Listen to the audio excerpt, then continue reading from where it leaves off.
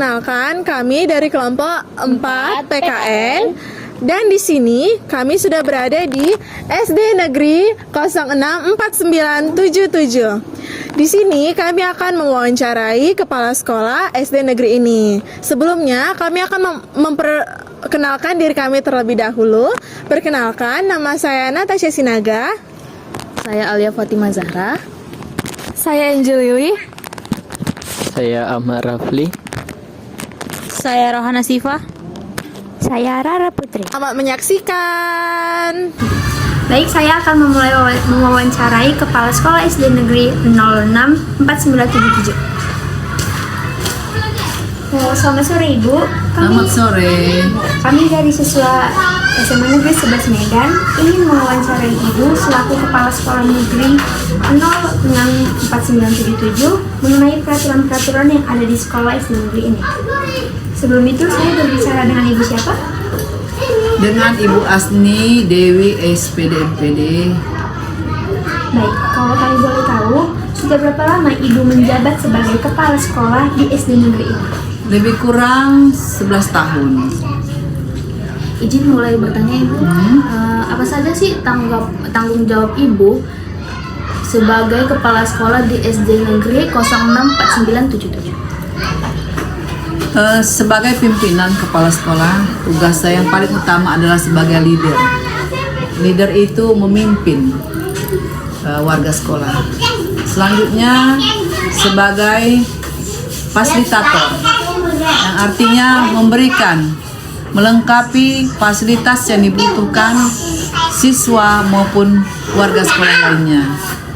Kemudian sebagai motivator, saya itu sebagai pimpinan memberikan motivasi kepada siswa, kepada staf maupun kepada warga sekolah yang ada di lingkungan. Izin melanjutkan Bu, bagaimana Ibu mendefinisikan peran kepala sekolah dalam menciptakan budaya disiplin di sekolah? Peran kepala sekolah dalam menciptakan budaya disiplin sekolah adalah sangat besar. Kepala sekolah harus menjadi pilot project dalam menerapkan disiplin budaya sekolah tadi. Terutama kita ini budayanya ini berbeda-beda ya. Satu sama lain tuh berbeda. Ada suku Jawa, ada suku Batak, ada suku Minang. Nah, budaya yang berbeda ini kita sebagai pimpinan merekrut, melindungi budaya ini. Jangan sampai ada warga sekolah yang berselisih paham hanya karena berbeda suku, berbeda agama, ataupun berbeda yang lainnya.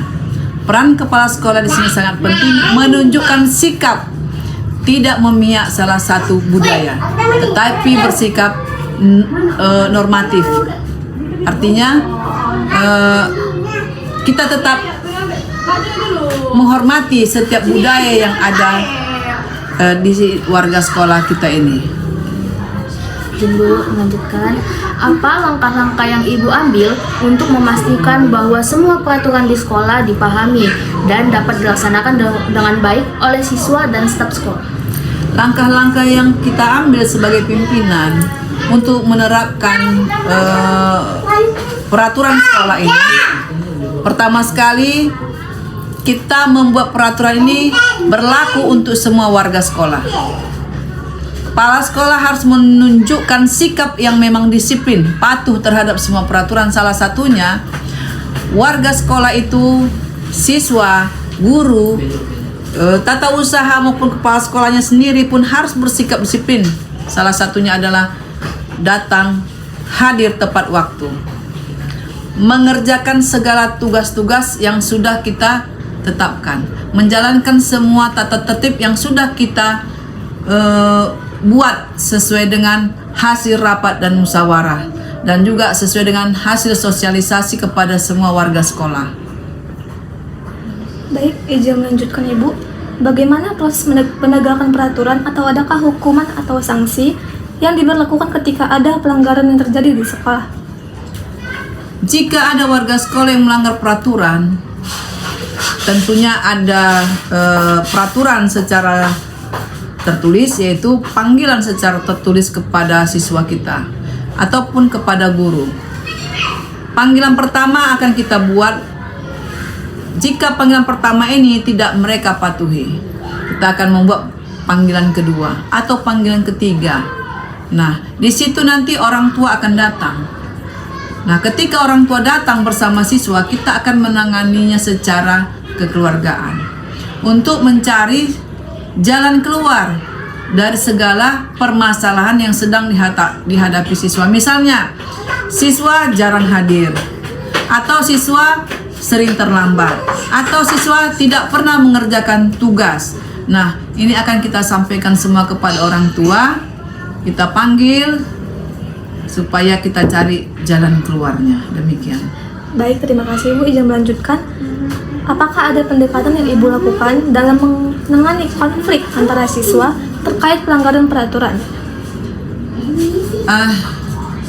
Yang saya lakukan, anak akan saya panggil ke kantor. Saya akan panggil gurunya juga. Saya akan minta sama guru catatan tentang anak didiknya. Bagaimana anak didik ini dari awal sampai sekarang? Apakah memang dia memang cenderung seperti itu, atau memang dia hanya berbuat itu sekali-sekali saja. Jadi di sini peran guru sangat besar, juga termasuk peran orang tua. Akan saya panggil dan saya berikan bimbingan supaya siswa kita tersebut tidak lagi mengulang hal yang sama. Baik Bu, selanjutnya bagaimana Ibu melibatkan guru dan staf dalam pengembangan dan penerapan peraturan sekolah? Sebagai pimpinan, saya akan rapat bersama guru ataupun tenaga tata usaha kita, dan juga melibatkan beberapa siswa. Dalam hal ini kita akan menyampaikan peraturan-peraturan yang akan disepakati bersama. Termasuk kita akan juga membuat kesepakatan kelas. Kesepakatan kelas ini akan dilaksanakan oleh guru kelas bersama peserta didiknya. Sebagai pimpinan, saya akan mensosialisasikannya kepada warga sekolah bahwa peraturan sekolah ini harus kita laksanakan dengan sebaik-baiknya. Jika ada siswa yang melanggar, maka kita akan panggil siswanya, termasuk kita panggil orang tuanya untuk mencari jalan keluar yang terbaik. Izin melanjutkan Ibu, apa saja tantangan yang Ibu hadapi dalam menerapkan peraturan dan bagaimana Ibu mengatasinya? Tentunya setiap hal yang sifatnya baik pasti ada tantangan. Nah, di sini setiap peraturan pasti ada yang berpihak maupun tidak.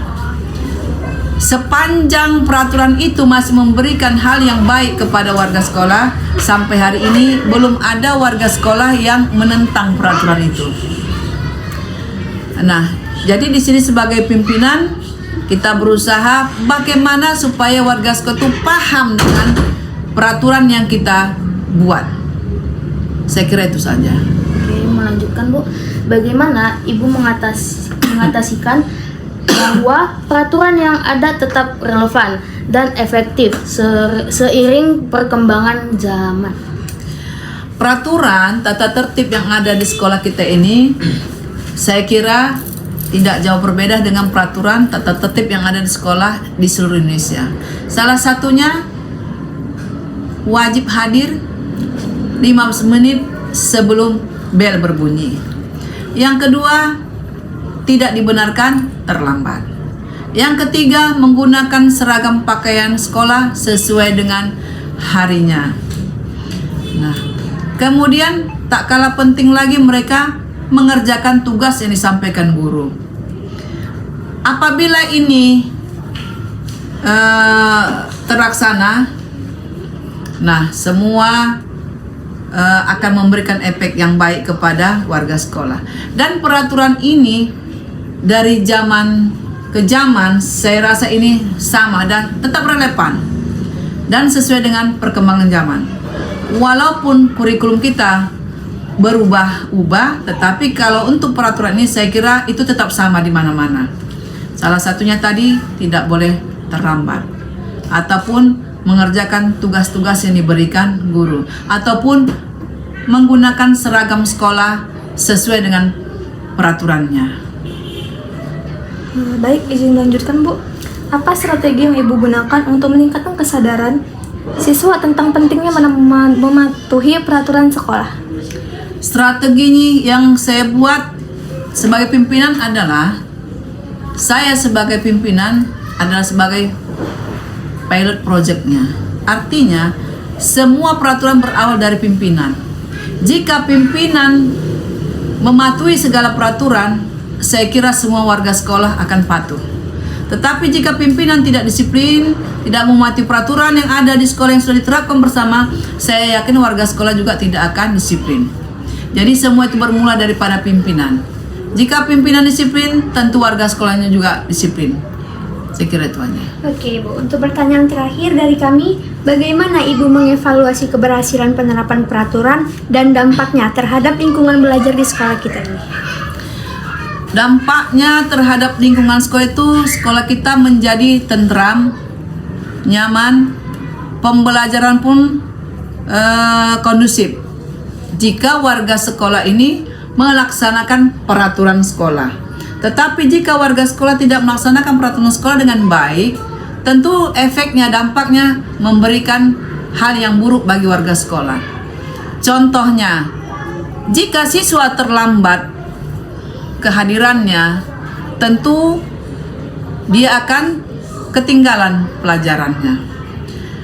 Siswa yang terlambat tadi tentu mengganggu konsentrasi guru ketika sedang memberi pelajaran di dalam kelas.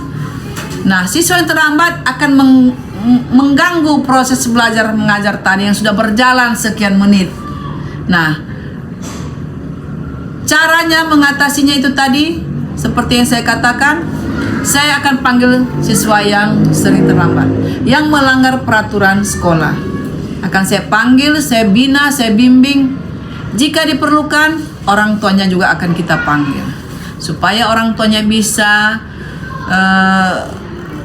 membiasakan anaknya bangun lebih pagi, kemudian berangkat lebih awal untuk menghindari kemacetan di jalan dan untuk menghindari terlambat di sekolah. Saya kira itu saja. Ya baik Ibu, terima kasih karena sudah meluangkan waktunya untuk menjawab pertanyaan-pertanyaan kami. Kami dari kelompok 4 telah selesai mewawancarai Ibu Kepala Sekolah SD Negeri 064977. Bye-bye. Bye, terima kasih. Bye.